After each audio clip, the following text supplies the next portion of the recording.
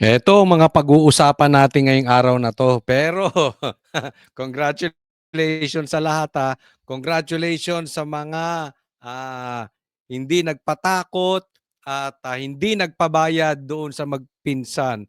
Tagumpay po, malapit na po, naaamoy na po natin yung tagumpay. Alam niyo, tuwang-tuwa ako pagkagising ko. Sana pagkagising ko ulit nag-resign na yung bangag. Okay, okay, dito tayo sa topic natin. Abogado ni BBM, binawi ang sinabi. Abay, kumakain din ng suka. Laban bawi itong mga abogado ni Bongbong Marcos. Pangalawa, gagawin kay Saldi ang ginawa kay Ninoy.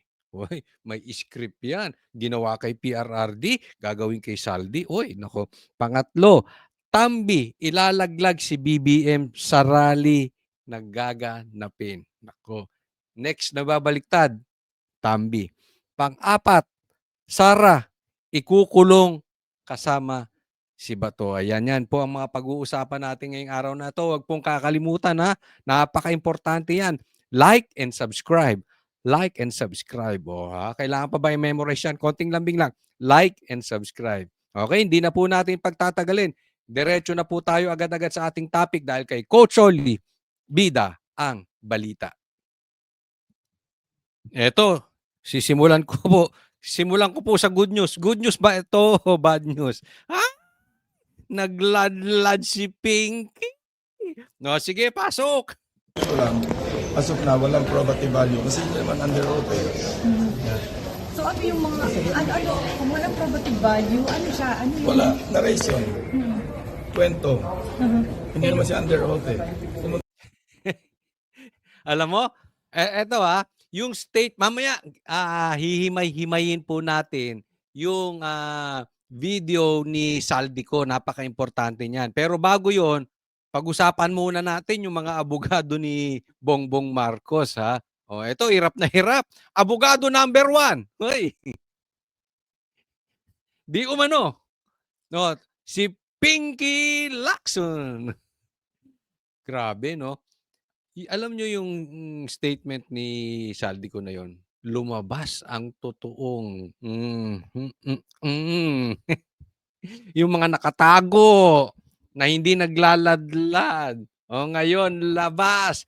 Labas ang mga abogado ni Bongbong Marcos. Labas ang mga tagapagtanggol ni Marcos. Pati simbahan. Pati yung kaaway ni Bongbong Marcos. Pati mga NPA. Nagsilabasan. Alam natin ngayon, di ba? At least ngayon malinaw. Kasi, before, dalawa yung names that cannot be mentioned. Si Tambi at si Bongbong. Na-mention na si Tambi. Si Bongbong wala pang nagtuturo, wala pang nagdidirect. Ngayon, na-mention. O di biglang lumabas pati si Chanko, nag-abogado kay Bongbong Marcos, o di ba? Makikita natin ngayon kung sino talaga yung habol ay matukoy yung mastermind or ang habol ay mailayo ang usapin kay Bongbong Marcos. Di ba litaw na litaw? Even the Pink. At marami tayong pag-uusapan sa Pink. Ang hirap ng kalagayan ng Pink ngayon. No? Pasok! Ito siya rito, mag-take out siya at sabihin niya yung statement niya, then may probative value. Pero what do you make? Papatayin nga siya. Ikaw naman para kang hindi pulis. Para kang hindi nagtago. Nagtago ka rin. Tapos biglangang namatay si Daser. Hindi ko sinasabing ikaw may kasalanan noon. Pero may ganung issue. Pagka may nalalaman, may namamatay. Tapos papupuntahin mo dyan. Hindi nyo naman maprotektahan. Sasabihin nyo, si Diskaya nga, hindi nyo bigyan ng pasok sa witness protection program eh. Si Saldi pa. Ikaw naman, mag-isip-isip ka rin. That, sir, kung totoo si Pangulo talaga yung nag-insert daw, nagpa-insert ng 100 Mahirap million. pag-speculate. Alam mo, ito ako, kasi alam ko yung kalakaran pagdating sa mga insertions. Why would, I'm not defending the president. Why would Teka muna, Pinky. Why? You are not defending the president. You are. You're defending the president. Ayan, ano yung ginagawa mo? Di ba? Nag-aabogado ka doon sa presidente kasi simple lang yan eh. Ikaw bilang Blue Ribbon chairman, dapat, o sige, may lumalabas na ganyan. Hindi ikaw abogado nung kung sinong partido. Tanggapin mo lang kung may pumapasok na ganyan, di sasabihin mo, o sige, imbitahan natin siya or baka meron siyang mapakitang ebidensya at titingnan natin. Hindi yung pinagtatanggol mo si Bongbong. Siguro tanungin din natin si Bongbong. 'Di ba? Anong masasabi ni Bongbong? Ibig sabihin nakagitna ka. Kahit yung mga katulad mong Penk, ikaw Penke, halatang halata. Alam nila kampo mo. Alam nyo, ito sample lang. Malalaman mo yung demonyo. Ito hindi connected kay Pinky. Ha? Yung demonyo, kakalabanin yan yung kaaway. Tama o tama-tama. Pero pag parehas kayo ng tono, halimbawa, maling katuruan, hindi kanyang kukontrahin, hindi kanyang papatayin. Tingnan nyo anong pinapatay. Di ba? Anong punto ko lang dyan? Bakit hindi ka binabanata ng Penk? Kasi pinagtatanggol mo si Bongbong. Halatang halata. Hindi yung proseso ang pinagtatanggol mo. Insert 100 billion sa BICAM. Samantalang sa NEP, kaya niyang gawin yun eh. Second, bakit niya binito? Tingnan mo yung isa script nila, di ba? Bakit niya binito? Sa NEP kaya niyang gawin. Para hindi obvious. Tanga naman itong mga ito. Ang dali-dali nung script. Kasi pag masyadong halata, alam mo sabi, siya nga ang nagpapaimbestiga. Kaya nga. Kasi alam niyang sasabog yung baho. Alam niyo yung umutot? Yan ang maingay. Sinong umutot? Sinong umutot? Pero siya umutot, inunahan niya lang. Kasi alam niya mangangamoy eh. Di ba pag umutot ka, unang dadaan yan sa'yo sa ilong mo. Di ba? Lalo kung mabaho. No choice ka. Kailangan mo sabihin, sino yung umutot? Pero siya yun. Ganun ang ginawa ni Bongbong, di ba? Kaya niya pinaimbestigahan kasi talagang grabe na ang bagyo at ang baha. So inunahan niya na para magmukhang malinis. Kita mo? Yan ang script ni Claire. Siya nga ang nagpapaimbestiga. Ito sinasabi niya, dapat dadaan sa NEP. Tapos binito niya pa. Para hindi halata. Gusto mo magnakaw halata? Ito na lang isipin yung mabuti. Ang tagal ko na tong sinasabing paulit-ulit. Tatandaan nyo ito. Saldico is a party list. Party list, ilan lang boto niyan? Party list. Hindi ko minamaliit ang party list. Pero he cannot be that powerful para imanupula ang pera na walang go signal sa ibabaw. Huwag nga kayong tangang mga politiko. Party list lang yun.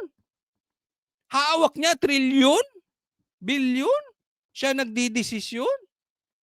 Tapos hindi alam ni Tambi, tapos hindi alam ni Bongbong. Ang lilinis nyo, Teng. Ang linis nyo, Teng. Kaya ang sinasabi ko, ako, dapat din managot ang mga kontraktor at DPWH. Okay, walang problema dyan. Pero hindi naman makahagalaw yun nung walang mastermind. Sindikato tong mga to. At yung sindikatong yan, may mastermind yan. Dapat, he is supposed to be that powerful para may command siya. Ano yung ganun na lang katanga si Bongbong Marcos? Bakit niya in-FLR? So unbelievable, incredible? No, I'm not saying it's unbelievable. Pero at face value, meron tayong sasabi na yung sabihin natin common sense only because alam ko yung budgeting process na nagsisimula sa NEP na yung presidente may complete control over what should be inserted in the NEP. So kung ganun na pala, ba't sa BICAM pa siya magpapa-insert? Hindi siya part ng BICAM. Hindi siya part ng BICAM eh. Sa dapat sa NEP pa lang, sinabi niya na yung DB. Nasagot ko na yan, di ba? Para hindi halata. Okay. Ngayon, bigyan muna natin ng ano. Let's assume. Kasi sabi niya, so ibig sabihin na incredible yung hindi, parang ang punto ni Lacson, hindi naman niya sinasabing, hindi totoo yung sinasabi ni Saldico. Kaya lang, hindi naaayon doon sa na-experience ni Lacson, yung ginawa ni Bongbong Marcos. Pagpalagay lang, nagsisinungaling si Saldico. Pagpalagay lang natin, nagsisinungaling. Di ba hindi ka dapat mag-take side? Being the Blue Ribbon Chairman. Dapat sasabihin mo lang, titingnan natin, iimbestigahan natin si Bongbong, imbestigahan din natin si Saldi, tingnan natin, i-connect natin. At mananawagan kami kung sino pang may nakakaalam patungkol kay Saldi at kay Bongbong ng matimbang natin, magpasa kayo ng mga ebidensya. Tapos. Di ba mukhang patas ka? Yang ginagawa mo Pinky? Hindi. Mukha kang abogado ni Bongbong. Sinabihan niya ng DBCC, "Uy, maglagay kayo ng 100 billion sa DPWH." And okay, after assuming na totoong nagpa-insert sa BICAM, ba't yung bibito? Sayang ba na hindi nyo na-invite kahit sa Zoom si Zaldico para sana kahit paano? Ito, okay? Tingnan nyong mabuti. Nag-iiba ng tono si Saldi. Si Pinky. Nag-iiba ang tono mga abogado niya. Dati, gusto niyang imbitahan ng Zoom. Ang mga sinasabi, wag bibig kasi pag inimbita mo ng Zoom yan, hindi mo naman na mapapasinungalingan. Mamaya magsinungaling yan, hindi mo naman makukontempt. Pero ngayon, iba na tono ni Pinky. Si Senator De La Rosa suggested. Okay, tamo, tinuro pa si Bato.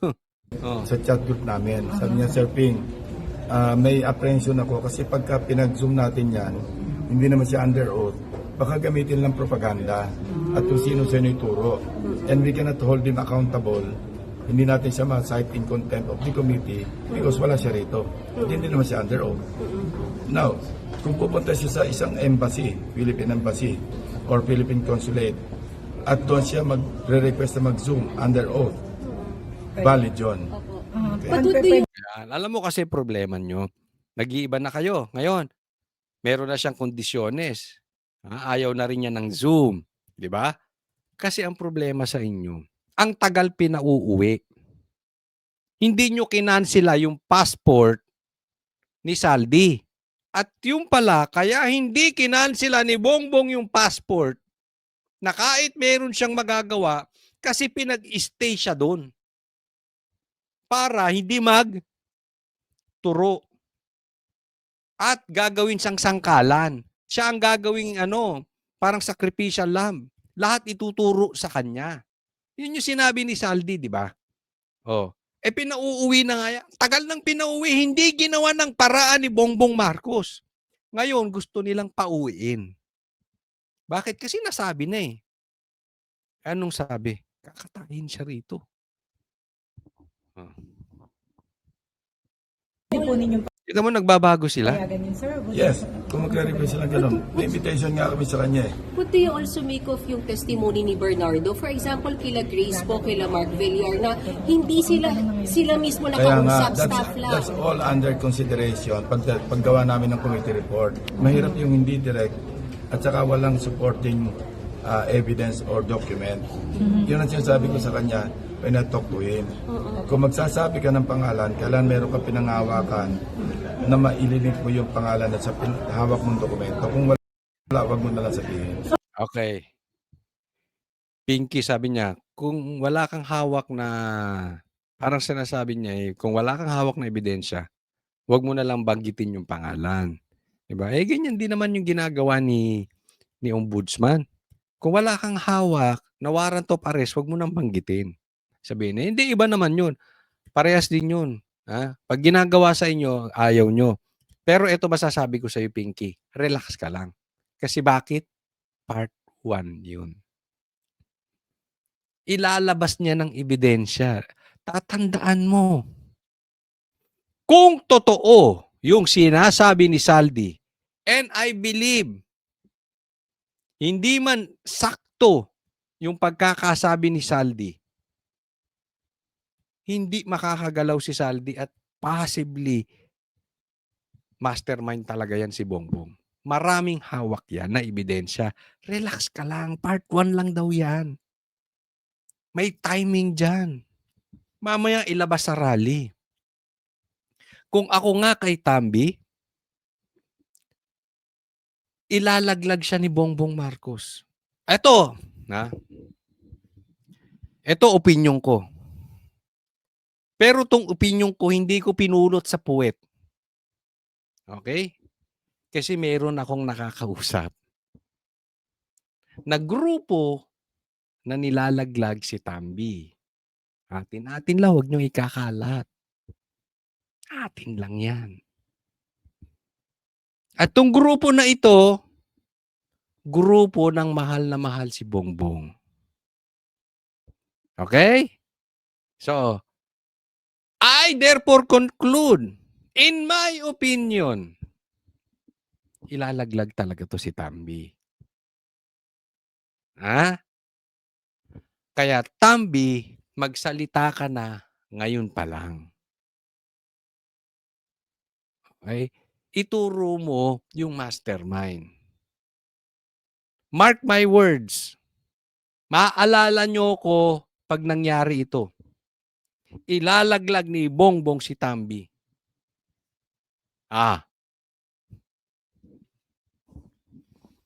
Opinion lang yan.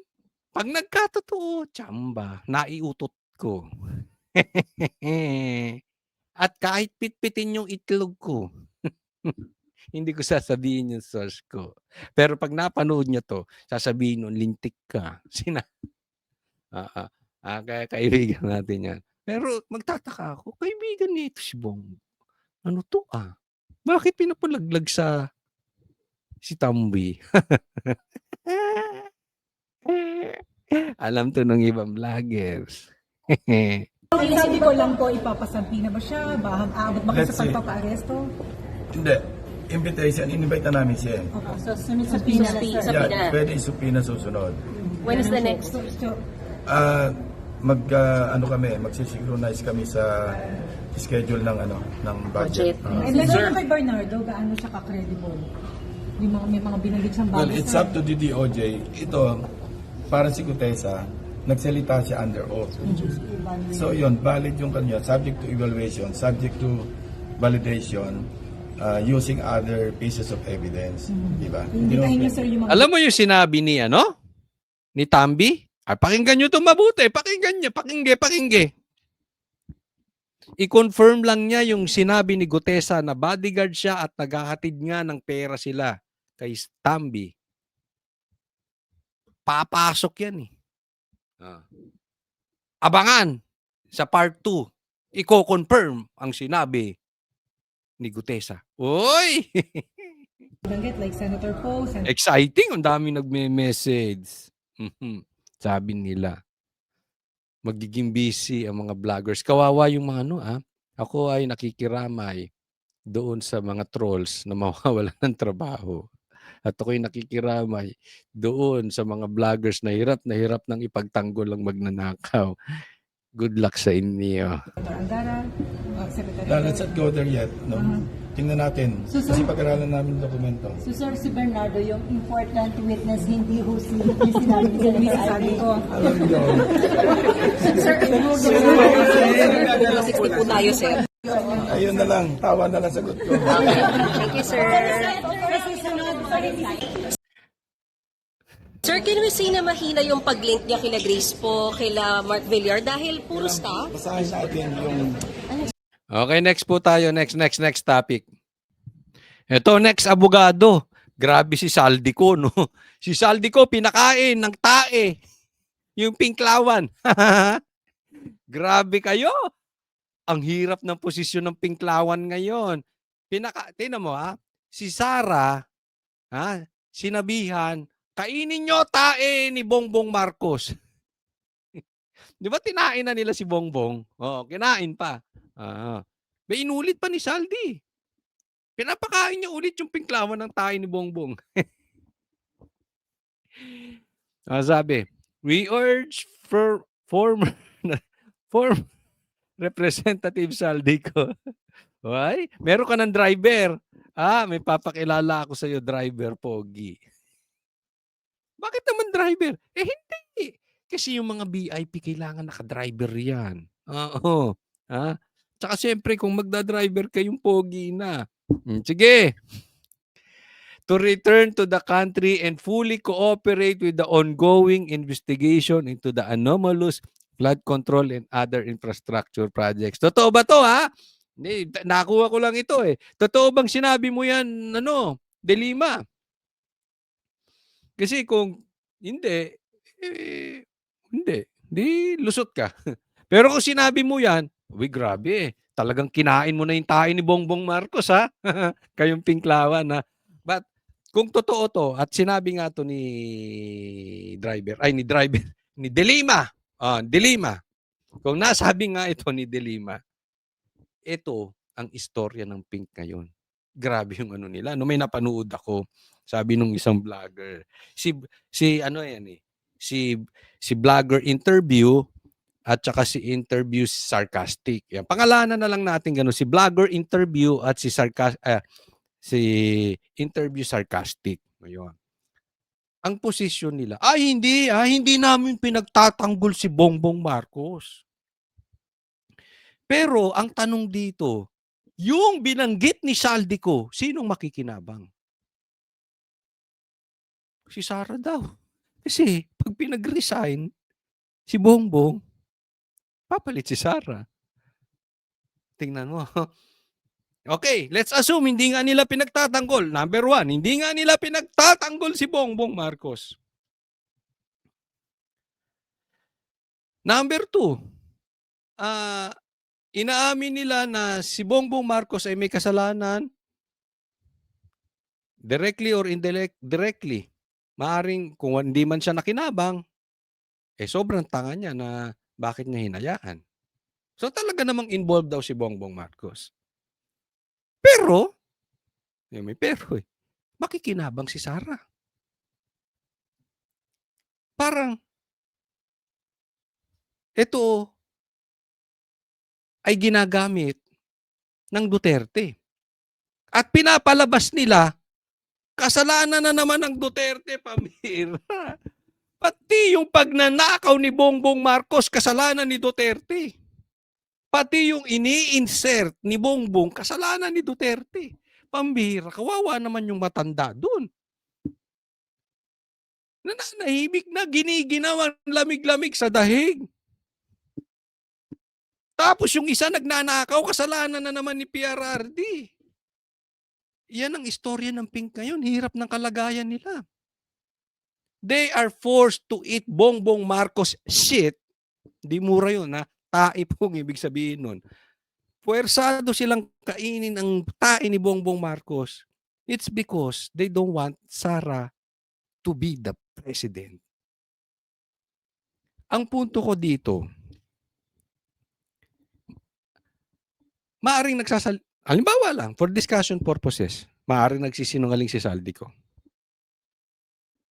Maaring, kasi sa kanila, kine-question nila yung timing. Saka siya nagsalita kung kailan mag-rally ng 3 days. May kamay dito ang Duterte. Ganun ang ano nila. Pero hindi kami nag-aabogado kay Marcos. Ganun. Pero pag tiningnan ninyo, may kasabihan. Nakasulat sa libro. The book of all books. The book of books. Ano ang laman ng puso, yun ang nilalabas ng bibig. Tingnan mo ang Pinklawan. They are not concerned matumbok ang mastermind. Dapat yan, kung may lumalabas na katotohanan or kahit kasinungalingan, pero meron ng lumalabas na nagtuturo na kung i-connect mo Very possible. Kasi sino ba talaga ang may kapangyarihang humawak ng perang may command? Instead na titingnan nila doon, maging happy sila, totoo man or hindi, at least may lumalabas na umaandar na yung ebidensya, napupunta na sa mastermind, nakatingin pa rin sila sa pag-upo ni VP Sara. The abundance of the heart, the mouth speaks. Pink, hindi kayo concern sa taong bayan. Ang concern nyo lang, hindi makaupo ang Duterte. Yan na yun. Huwag nyo na kaming paikot-ikutin. Mas gugustuhin nyo pang makalusot ang magnanakaw kaysa makaupo si VP Sara. Kaya masaktan na po yung mga kaibigan nating Pink. But that is the truth. Nothing but the truth. Masakit. Pero yan kayo. Tingnan nyo boses nyo. Tingnan nyo tono nyo. Hindi na kayo tumitingin sa katotohanan. Ang tinitingnan nyo lang, hindi dapat makaupo si Sara. Mga buwisit kayo. Yan ang tono. Ngayon gusto nyong pauwiin. Gusto ko lang himayin itong video ni Bongbong Marcos. Gusto kong bigyan ng komentaryo. Pakinggan po natin. Former speaker included in the list, sir? I don't think so because the only evidence that has been made against him is in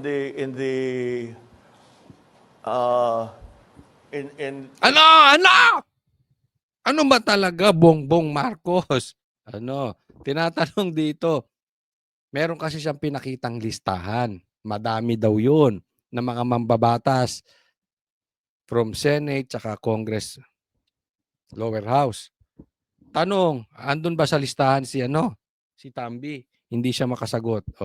in the Senate. So I don't know. We don't. We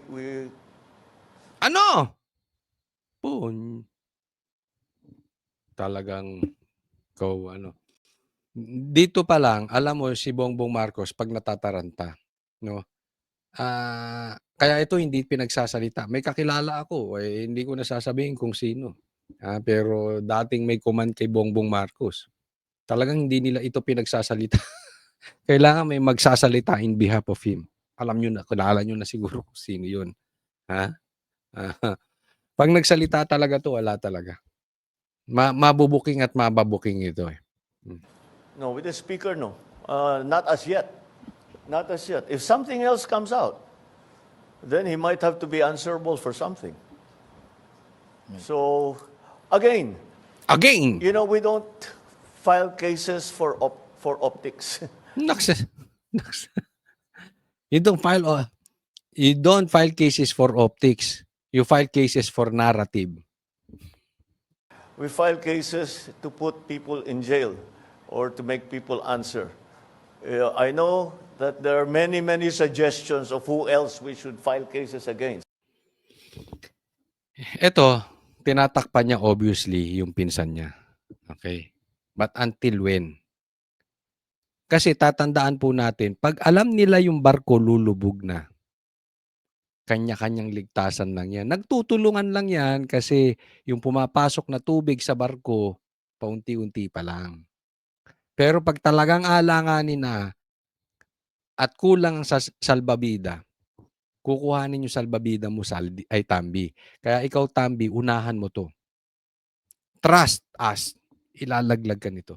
Kung nilaglag nito, yung nagpakulong sa tatay niya, kung nilaglag nito, yung nagbalik sa kanya bilang presidente, sino ka? Pinsang ka lang. Kung yung pangarap niya, ipinagpalit niya, itrinaydor niya, ikaw pa, Tambi, unahan mo na. Pag ikaw na unahan nitong ilaglag, tapos ka. Maniwala ka, Tambi, hindi ka na makakabawi. Kahit anong sabihin mong palusot, di ka na makakabawi. So, unahan mo na. Alam na ng taong bayan, this is public knowledge. Alam na naman ng taong bayan kung sino. Hindi naman kinokontrol lang nila yung media, but yung karamihan ng, taong bayan, alam na kung sinong mastermind. Kaya para mabawasan yung iyong magiging, kapahamakan dito sa nangyaring ito, unahan mo na ito. Pero ito, talagang, nagkakampihan yung magpinsan, eh. So, alam mo, wala talagang patutunguhan yung imbestigasyon. Okey. Kaya yung rally, 3 days yun, eh.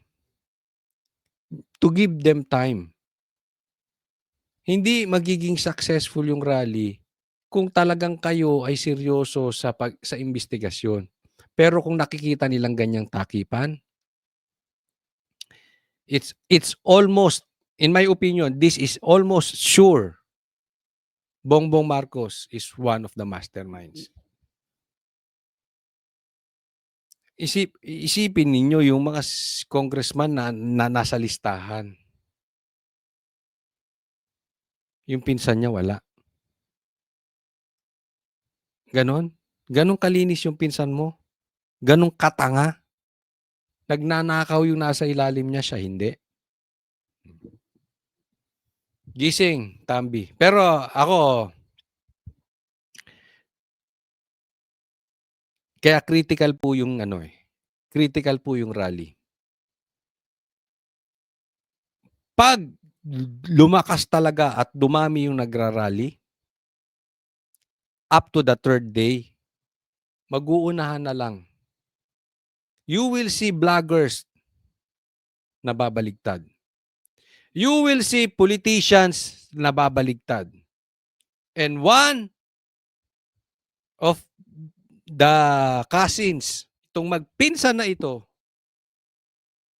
isa diyan, maglalaglagan na. 'Pag talagang kaya very important yung rally. Let's do it peacefully, pero let's attend.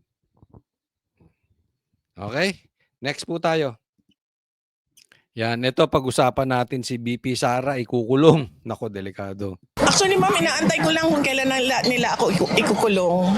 But apparently, hanggang ngayon, hindi pa rin nila mabuo-buo talaga kung ano yung strategy nila, paano nila ako ikulong. Ayan. Okay? Hindi ka makukulong, BP Sara. Sa tingin ko, kasi bakit? Una, wala sila talagang mabuo eh. Wala silang mabuo na kaso. Ang hirap po kasi, I'm not saying Sara is perfect or PRRD is perfect. Nobody is perfect. Meron ding mga kapalpakan yan. Accept natin lahat yan. Doon lang tayo sa totoo. Wala namang perfecto eh. Kaya lang malinis si Sara eh. Wala sila talagang, ang hirap kalkalin pag malinis. Yung iba ginagawa, kakalkal ng personal, life. Yung iba kakalkal ng mga maliit, tapos kakargahan sa mga troll, sa mga vloggers, no? Pero ito si Sara, wala talaga sila makalkal na to the point, kayang sampahan ng kaso para mapakulong. Nagigets? Yes, chismis pwede, sisiraan chismis, pero yung kukulong hindi. So, hindi makukulong si Sara, 1. Yun yung dahilan. Number 2, magwawala ang taong bayan. Lalo ngayon, na galit na sila sa magnanakaw ng baha, tapos nagsalita si Saldico na ang magnanakaw ay presidente, tapos si Sara pa ang ikukulong, magwawala ng taong bayan. Babaligtad na itong gobyerno na ito. Hindi tayo nagsasabi kung ano ang gagawin ng taong bayan, okay? Baka nyo ako ng sedition, etc., hindi po. Ini-interpret natin ang mangyayari. Kaya ayaw gumalaw yung kampo ng gobyerno, itong mga magnanakaw na ipakulong si Sara dahil magba-backfire. Una, hindi lulusot sa korte. Pangalawa, ay magba-backfire. Nagigets? So, kaya nga yung sinasabi ni Bongbong Marcos na maraming makukulong bago magpasko. Bongbong Marcos, ang laking tawa ko pag ikaw. Ay, Sinasabi ko sa inyo, magse-celebrate buong Pilipinas at buong mga Pilipino sa buong mundo. Celebration yan, malaki. Ay, naku, matindi yan. Yung galit ng taong bayan, grabe. Kaya nga, alam mo, ang daming bumaba ang tingin dito sa Pinklawan. Ang dami. Kasi nakita yung na-expose ang Pinklawan. Na-expose ang komunista NPA. Na-expose sila. Dati parang pag inisip mo talagang para sila sa taong bayan. Hindi. Agenda nila ang gusto nilang itulak. Talagang magdidiwang buong makikita nyo kung gaano kasaya ang mga Pilipino. They are just waiting for the right time that Bongbong Marcos will realize and we will make the ultimate sacrifice ng maayos ng Pilipinas. Dahil wala talaga silang ebidensya ng maling ginawa. Hinihintay na lang kung kailan makukulong. Ito ang matapang na sagot ni Vice President Sara Duterte nang tanungin kung natatakot ba ito na baka kasuhan siya ng pamahalaan dahil sa pagpapakita ng suporta ng kanyang opisina sa mga inihandang anti-corruption protest. Pag-amin ng Vice Presidente, dumating na siya sa punto na naghihintay na lamang siya kung kailan siya huhulihin ng administrasyon. Kaugnay ito ng mga nakasampang kaso laban sa kanya dahil sa umano'y pagbabanta kay Pangulong Ferdinand Marcos Jr., First Lady Liza Marcos at dating House Speaker Martin Romualdez. Subalit ayon sa Vice Presidente, hanggang ngayon hindi pa rin umano mabuo ng administrasyon ang strategy nito para siya ay maipakulong dahil wala. Alam mo, Tambi, lumapit ka na kay BP Sara. Alam mo, Tambi, punta ka na sa rally. naman talaga silang ebidensya. Hindi ko sinasabing tatanggapin siya, ha? Okay, wala po tayong sinasabing ganun. Pero para matumbok na natin at matapos na natin tong problema to. Siya ng anumang maling ginawa ni BP Duterte. Kabilang sa kasong inaasahan niyang gagamitin laban sa kanya ay ang isinagawang rally noong September 21. Actually ako, meron din akong pending open investigation sa inciting to sedition and grave threats. Wala ako sa September 21 na rally. Iba yung sa akin. But it's the same case, inciting to sedition. And I think it's an open investigation until now. Ginagamit nilang panakot. Dagdag pa nito, hindi rin siya natatakot kay Ombudsman Crispin Boying Rimulya na kasalukuyang nire-review ang mga reklamong inihain laban sa Vice Presidente. Kabilang ang umano'y maling paggamit ng confidential funds ng kanyang opisina at ng Department of Education noong siya pa ang namumuno rito. Hindi na rin umano natatakot ang Vice Presidente kung tuluyan siyang maipakulong dahil nakahandaan niya siya sa kung anong posibleng mangyari sa kanya. Samantala, kaugnay ng inisyu na warrant of arrest ng ICC kay Senator Ronald Bato de la Rosa, inamin ni BP Sara na nag-alok ito ng tulong sa senador. Ang sinabi ko lang sa kanya na merong kaming i-refer sa kanya ng lawyer kung interested siya, international law lawyer. Ako yung nag-reach out nung nabasa ko yung balita at Dalawa kayo ipakukulong, sabay kayo. Ang sakit sa ulo, no? Doon pa lang sa kay Bato, alam mong talagang mayroon silang gustong pagtakpan. Isipin mo, gagawa sila ng chismis, wala naman talagang warrant, pero nasa cellphone niya, hindi naman niya ipakita. Diba? Ang gago ng ombudsman, ano? Oo. Para lang mapagtakpan. Pero, hindi nyo na mapagtatakpan to. Ang laki nung balita ni Saldico. Sobrang laki. And again, the timing is perfect. Yung galit at the same time, at ito yung paggising ko kanina, yung galit at saka yung saya, nasabi ko,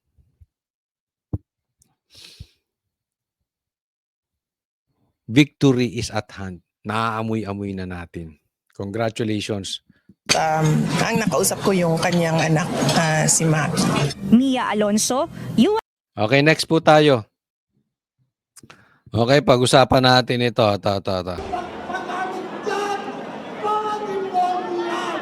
Ang protestang yan noong September 21 sa People Power Monument sa EDSA.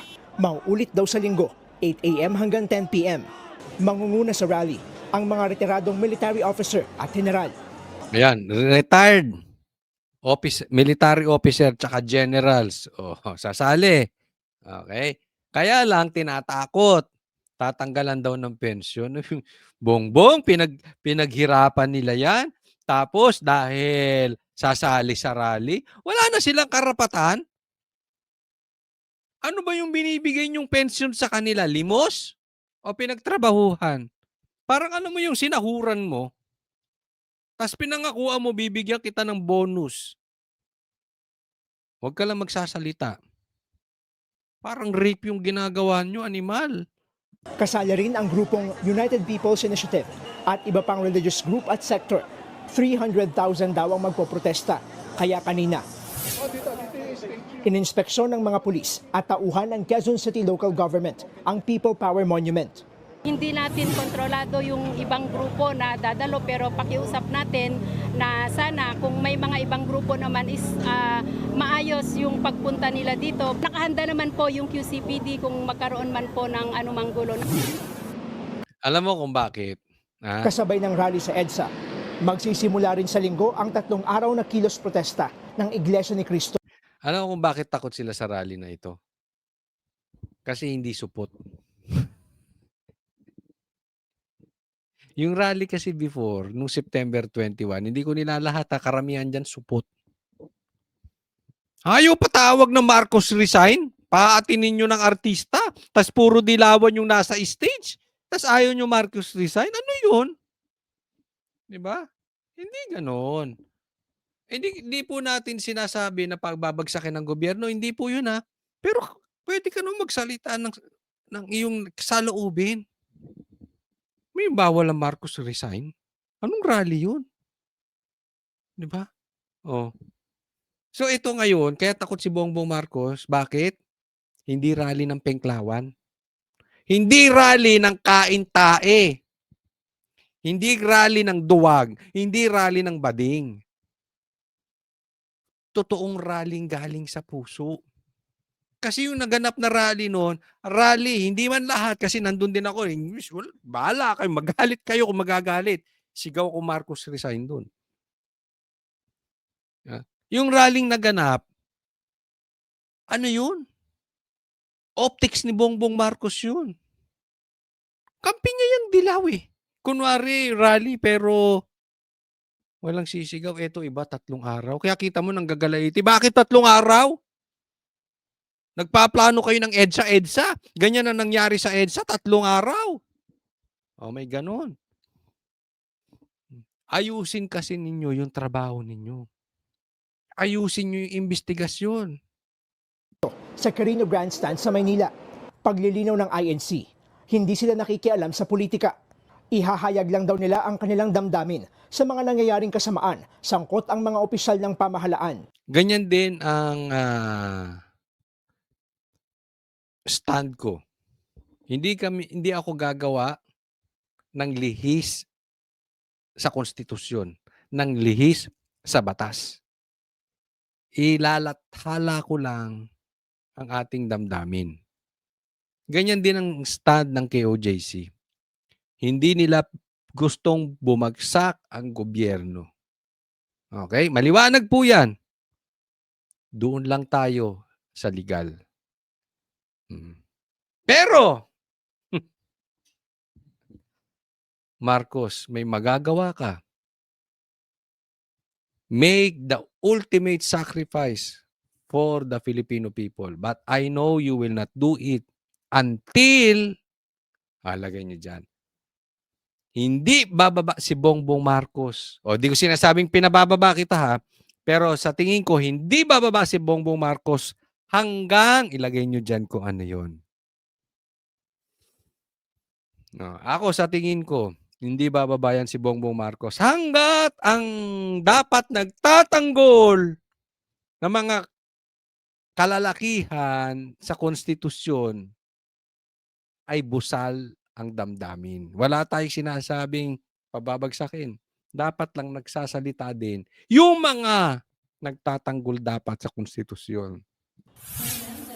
Si Defense Secretary Gilberto Teodoro naman, Hindi raw nababahala na humantong sa destabilisasyon ang mga kilos protesta, lalo't may mga retiradong military officers ang makikirali. How many are they? Actually, they're very few. The bulk of the retired officials, they do not speak for retired officials. Yan. Yan ang mga palusot eh. Ilan lang ba yung mga yan? Ilan lang ba yung magrarally na yan? Hindi naman yan ng butante. Ganyan din naman yung survey, di ba? Ilang yung maliit lang. Pero yan ang damdamin ng nakakarami. For retired officials. Politika ito, walang epekto sa armed forces tsaka sa police, no? Giit naman ang armed May punto sila, alam mo. forces of Ngayon, may expose ano ang puso, ano ang karakter, ano ang tayo ng sundalo at ng pulis. Uulitin ko yung sinabi ni PRRD sa amin nung nagkita-kita kami. And ako ang nagtanong nito kaya hindi ko makakalimutan. Personally, tinanong ko sa kanya. Ano ang pwedeng magpa-resign kay Bongbong Marcos? Magre-resign kaya si Bongbong Marcos? Sabi niya, hindi yan. Unless manindigan ang sundalo. Ngayon, hindi ko sinasabi may gagawin na sundalo. Pero sa nangyayari ngayon, sa ginawa at testimony ni Saldico, ma-expose kung ano ang totoong karakter ng sundalo natin. Ano ang totoong lagay nila, anong totoong tayo nila, makikita eh. These following days, ang sundalo natin ay kailangang manindigan kung saan sila dapat manindigan. Malalaman natin kung ano ang paninindigan ng mga sundalo. the Philippines. Walang aktibong sundalo ang sasali sa destabilisasyon. Hindi tayo magkukudeta, hindi tayo mag-military junta. Dahil ang kawabaw po ay ang ating bansa. Ganaan! Bakit kawawa ang ating bansa? Kawawa ba ang bansa natin? O mas kawawa pagka si Bongbong Marcos? Nagtatanong lang. Nagbabalita mula sa front. Next po tayo. Okay, himay-himayin po natin itong sinabi ni Saldico at saka yung counter nila dito kay Saldico. Sasagutin po natin isa-isa yan, ha? Papunta sa bahay, nila pang may ebidensya at may pangalan. Para sa bawat Pilipino, alam ko na buo ang galit ninyo sa akin ngayon. Sa ukay-ukay mo ba binili sa binili ang Amerikana mo, pambira, oh. Nauunawaan ko rin kung bakit. Lalo na at malaki ang halagang nakataya. Pero bago kayo humusga, hayaan ninyong ipaliwanag ko ang buong katotohanan. Matagal akong hindi nagsalita dahil may direktang utos sa akin. Huwag nang bumalik ng Pilipinas at manahimik na lamang. Yan. Alam nyo, doon sa matagal nang sumusubaybay sa channel ko, matagal ko nang sinasabi yan, si Saldico hindi talaga nila gustong pauwiin yan. Kunwari lang, gusto nilang pauwiin. Kasi, kung si Tebes nga napauwi nila di ba? Si Saldico pa. Tingnan mo, ang tagal nilang cancelin yung passport. Anong palusot nila doon? Wala pang kaso. Pwede mong gawa ng paraan yan. Talagang ayaw nilang pauwiin si Saldico. Ngayon, na nagsalita na si Saldico, ang sabi niya, yayariin siya. Posibleng baka yung ginawa kay Nino, yariin. Sa airport pa lang. Ngayon naman, gusto siyang pauwiin na. Tandaan po natin, meron silang record sa airport. Yung si PRRD, sa airport pa lang in-intercept na. Baka pag umuwi ito, maninoy ito. Maninoy ito. Siya mismo takot na eh. Can we blame him? bilyon ang pinag-uusapan tas ilalaglag mo presidente. Talagang makakatakot ka niyan. Umalis ako noong July 19, 2025 para sa aking medical check-up. Nakaplanong bumalik pagkatapos ng SONA ni Pangulo. Pero habang papauwi na ako, tinawagan ako ni dating Speaker Martin Romualdez at sinabihan, "Stay out of the country. You will be well taken care of as instructed by the President." Diba yan din na sinasabi natin? Diyan ka na lang, hayahay buhay mo, suportahan ka namin. Basta ilaglag ka namin dito. Total, nandiyan ka naman eh. Kami nang bahala sa'yo. Tagal natin sinasabi yan, ano? Noon naniniwala pa ako sa kanila, kaya't hindi ako bumalik. Tumikom ang aking bibig, sumunod ako, pero ang hindi ko alam, ang ibig pala nilang sabihin sa aalagaan ka namin ay gagamitin ako bilang panakipbutas sa kanilang kampanya laban sa korupsyon. Ayun. So, hindi niya gusto. Hindi niya gusto siya yung sacrificial person. Kasi kailangan may umako eh. Because it's a fact na ninakaw yung pondo ng tungkol sa baha. It's a fact na may ghost projects. Hindi na natin maitatanggi. Pero hindi naman po pwede lahat tumatanggi at walang guilty. Kaya kailangan may umako. Kaya siya ang pinapaako, kaya lang ayaw niya. Ginawa nila akong poster boy ng kanilang sariling kasinungalingan. Ngayon, hindi na ako mananahimik, ilalabas ko ang lahat ng katotohanan. May resibo, may ebidensya, at may pangalan. Ayan. Kaya, relax lang kayo. Marami pa to, part 1 pa lang maglalabas to ng ebidensya. Pero as early as now, congratulations sa inyo, especially doon sa mga vloggers na kahit ginipit, kahit inalok ng pera, alam ko marami kayong inalok sa inyo. Okay? At hindi kayo nagpatinag. Hanggang sa dulo, hindi kayo pumayag. Congratulations dyan sa mga vloggers na yan. Yung iba, pag hindi mo tinanggap, tinatakot ka din i-demanda. Remember, ganyan ang ginawa nila kay Banat Bay. Pati itong animal na to, ang daming demanda kay Banat Bay. Okay? So, congratulations sa vloggers, sa pastor, sa simbahan na nanindigan. May mga simbaang nanindigan talaga. Hindi nagpatakot. Hindi, diretsuin ko kayo. Si Pastor Kibulo, hindi nagpatakot hanggang ngayon. Kaya nakakulong dahil sa kanyang pakikipaglaban. Alam nyo ba, hindi ko nababanggitin kung sinong simbahan. May simbahan. I have nothing against sa church nyo. Okay? Pero may simbahan ngayon. Instead na gustong lumawak ang investigasyon, ang gusto pa nila, ang tono nila, dapat umuwi to harapin ang batas to si Saldi at wag basta maniwala sa balita niya, kailangan dumaan sa due process. Now, here you are talking about due process tong simbahan na ito. Halatang halata kayo.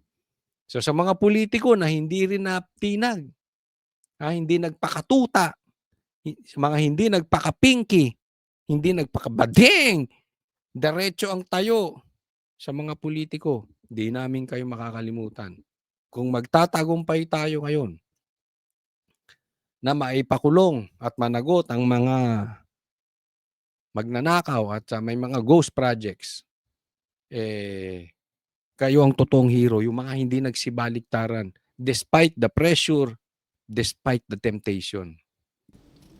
Nagsimula ito nung tumawag si Sekmina Pangandaman sa akin nung nag-umpisa ang BICAM process last year, 2024. Ang sabi niya, katatapos lang ng meeting nila ni Pangulo at may instructions na mag-insert o magpasok ng 100 billion worth of projects sa BICAM. At sinabi pa ni Sekmina, you can confirm with Yusek Adrian Bersamin dahil magkasama sila sa meeting ni Pangulong BBM noong araw na yon. 100 billion pesos. Naku, sarap ng buhay mo, Bongbong. Ang daming nagugutom. Ikaw, hindi lang milyon. Billion. Alam mo ba yung 1 billion? Nakakalula na yan eh. 100 billion pa. Ang lupa. Tinawagan ko po agad si Yusek Adrian Bersamin at tinanong ko kung may instruction nga ba ang Pangulo na magpasok ng 100 billion during their meeting. Ang sabi niya ay totoo nga po. Right after our conversation, tinawagan ko po si dating Speaker Martin Romualdez at nireport ko ang instructions ng Presidente to insert the 100 billion projects. At sinabi niya sa akin, what the President wants, he gets.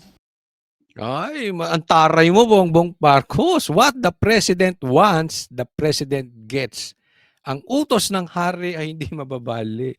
Ang strong mo ron, ha? Ang strong mo ron, Bongbong Marcos. Ano yan? Ha? May makakilala kasi ako mga Andoy. Ano Andoy? Under Desaya. May makakilala akong ganyan. Oo, yung statement na, yung weak biglang nagiging matapang.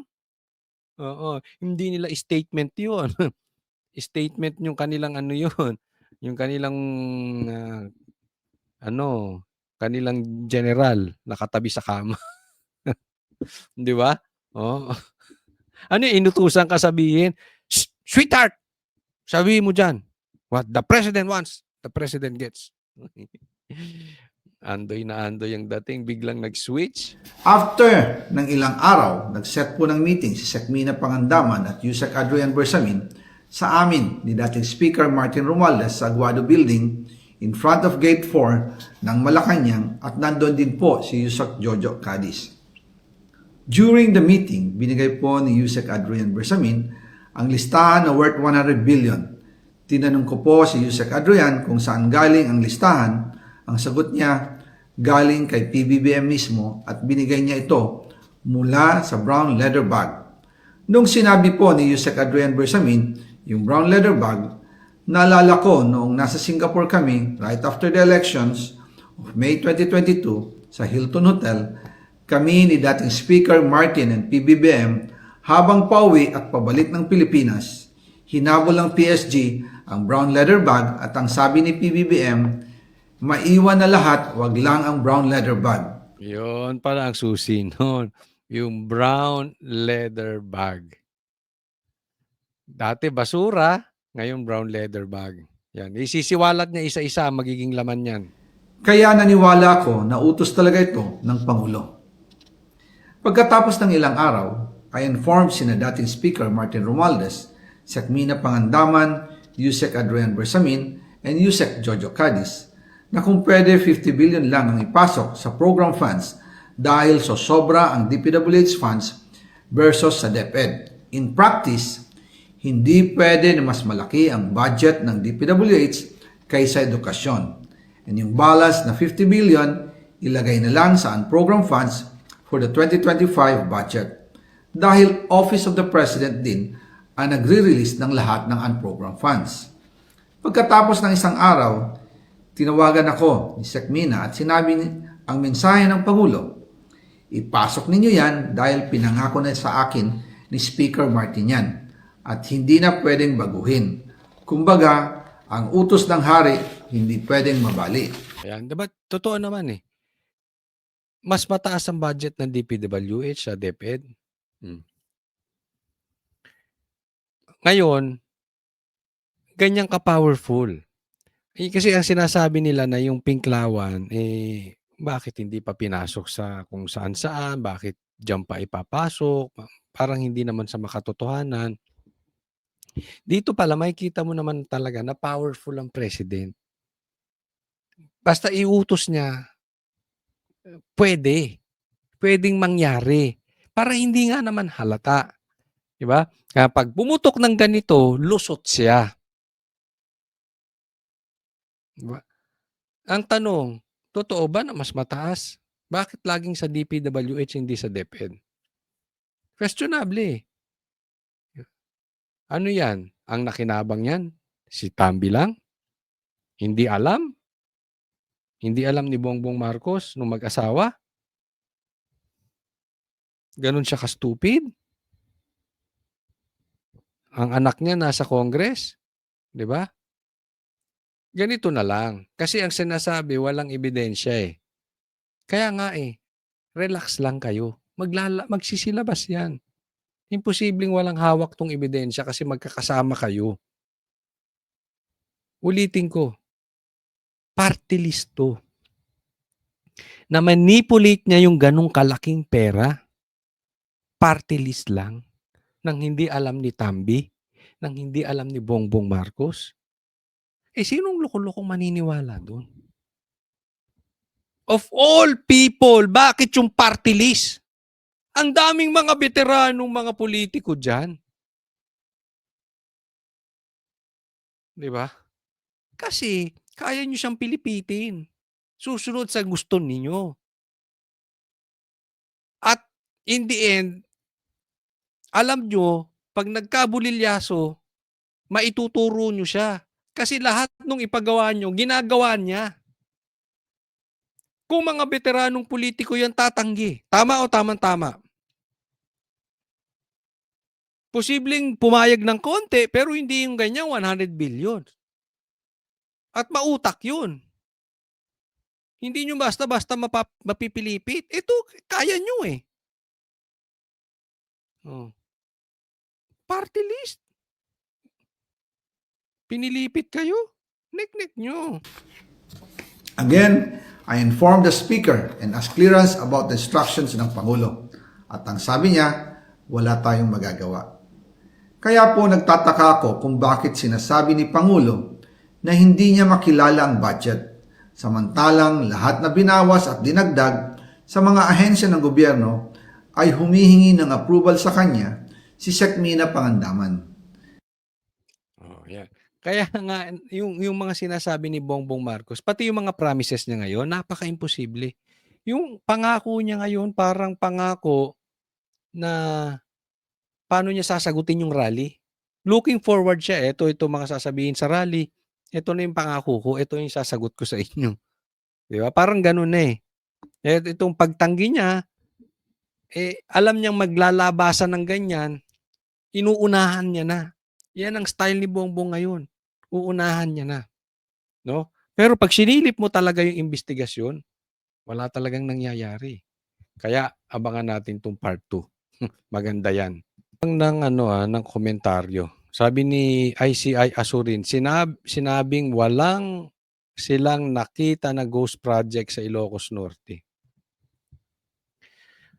Baka substandard meron. No? Kasi baka naman talagang walang ghost projects. No? Pero iba yung tono ni iba yung sinasabi ni Chavit. Pero let's assume totoong walang ghost projects. Substandard. Ang tingnan nyo substandard.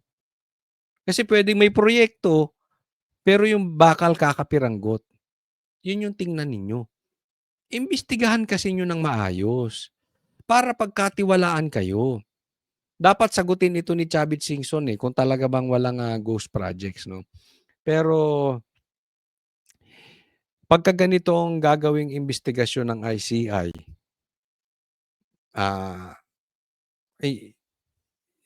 sinabi nga ang daming proyekto ng Diskaya dyan wag lang kayong maghanap kung may ghost projects. Wag lang kayong maghanap kung may substandard. Maghanap din kayo kung ninakaw yung pera. Kasi kung idinidiin ng Diskaya, ang daming proyekto ng Diskaya dyan, naman. Diba? Simpleng-simple yun So, dapat, laliman nyo yung investigasyon. Huwag yung mema lang. May masabi na nag-imbestiga kayo, tapos lusot na Ilocos Norte, tapos malinis na si Bongbong. Ngayon, naglalabasan na nga. Tingnan nyo yung nangyayari. So, tingnan nyo rin. Kasi, baka naman, may magic ginawa dyan si Sandro. Para patas lang tayo. Para naman pagkatiwalaan ng ICI na investigasyon. Huwag pong kakalimutan na doon sa mga nanonood nito sana po i-like nyo at mag-subscribe po kayo doon sa mga hindi pa po subscriber ng channel na Coach Oli News PH. Maraming salamat and we are going to be busy this week. Talagang maraming ganap. So, antay-antayin natin, maging mapagmatsyag tayo. Ingat lang po kasi posibleng pasukan tayo ng gulo para mag-martial law. Ingat lang po. Okay? Maraming salamat po. God bless everyone.